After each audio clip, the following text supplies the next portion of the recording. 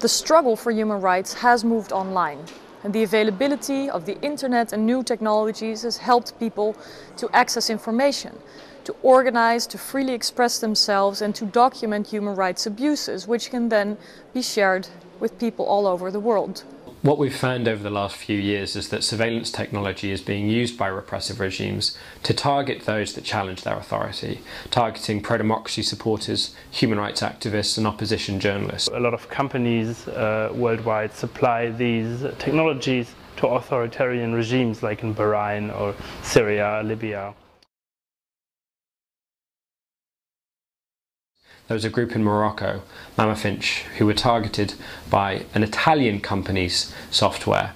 Their software was called Hacking Team, and all of those journalists were placed under surveillance. There's one case known very well, which is Alaa Shahabi. She's a journalist, she's also a university lecturer, and she lives in London now.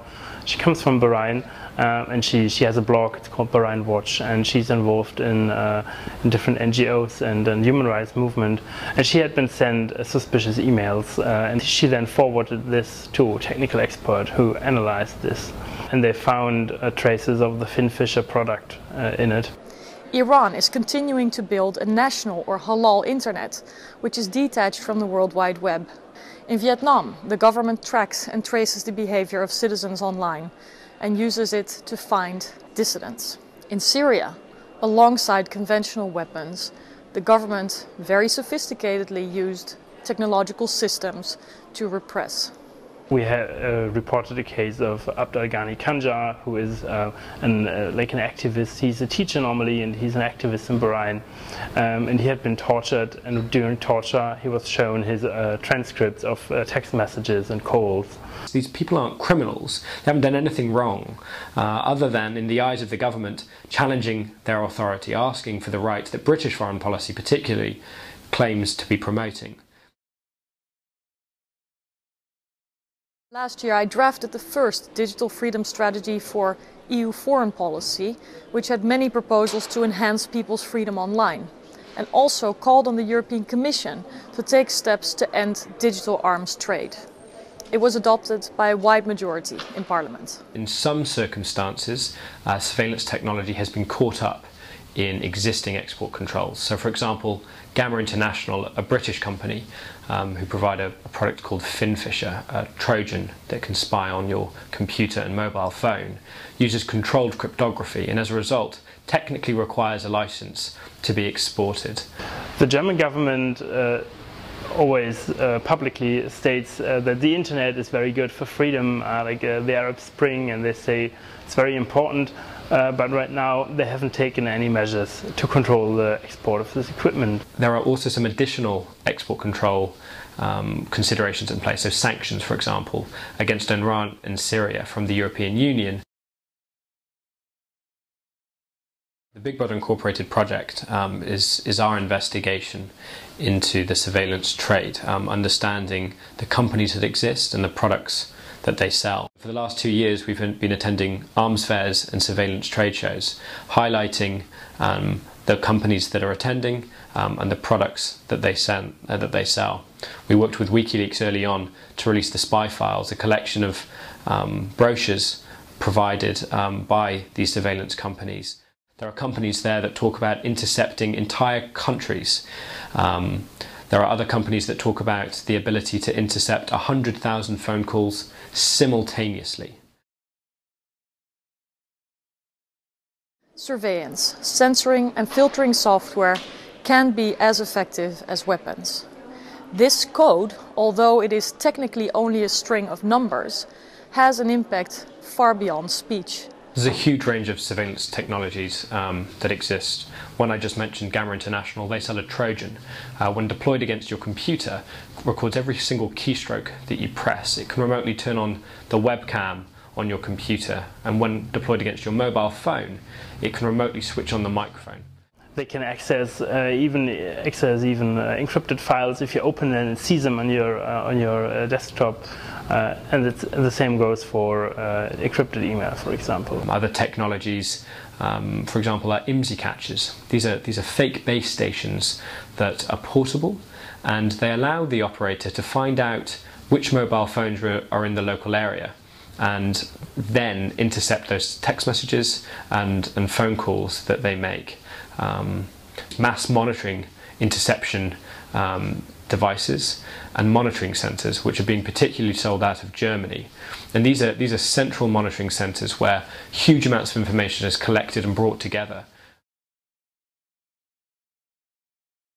On March 12, we published our yearly report on the enemies of the internet, where we publicly named 5 companies, which are Trovacor, Gamma International, Hacking Team, it was Bull.rs, now Naxos, and Blue Code from the US, because these companies have been caught supplying this kind of technology. Prisons all over the world are filled with dissidents, journalists, bloggers and human rights defenders whose laptops, mobile phones, social media or email accounts have been compromised. And sadly, the technologies with which this intrusion happens too often bear the label, made in Europe. Companies that are exporting these technologies are mostly based in the UK and Germany. There are 255 surveillance companies that we've identified as part of our research, but there's more like 20 or 30 that are really going out of their way, attending arms fairs and surveillance trade shows around the world and pressing their technology on rights-abusing regimes. In Europe, we have a slightly more nuanced view of free speech. There can be limitations on speech where it's appropriate to prevent incitement of hatred. And I think that in these circumstances, this is an appropriate limitation on that. With arms, you can make similar kind of arguments around metal, and at what point does metal become a tube and at what point does a tube become a gun. And for me, these products, when they reach a certain state, when they are surveillance technology being designed for a specific purpose, it transforms them, and they have that transformative value that allows them to be controlled. If you have specific belief that a person does something he shouldn't do, then you can go to a court and you get a court order, and then you can do some kind of surveillance. But we are talking about regimes that don't have due process, that don't have like a proper legal system. We're not saying that it shouldn't exist. We're saying that it has potential to be used for oppression. And as a result, before exporting, the company can't be trusted in these circumstances to make a fair decision on that. In the EU, lawful intercept capacity is required in telecom systems. But without the rule of law, where are safeguards for people? Is it fair that governments, security services, police and others with power can open a technical backdoor whenever they want? We should not only think about this from a human rights point of view, but also in light of our own strategic interests. We are in good talks in Germany, and we are in good faith that this will happen sometime. At the EU level, we have the dual-use regulation, which could be amended accordingly. And then there is the international agreement, the Wassenaar arrangement, where there are talks taking place around this issue, and where something could be done. So this would be in a longer perspective, really. We're in the very early stages of this campaign. For the last 2 years we've been collecting evidence on this as an issue that we previously didn't know really anything about. Now the evidence has been collected, the policy recommendations and solutions have been proposed. From Privacy International's perspective, we need export controls on surveillance technology.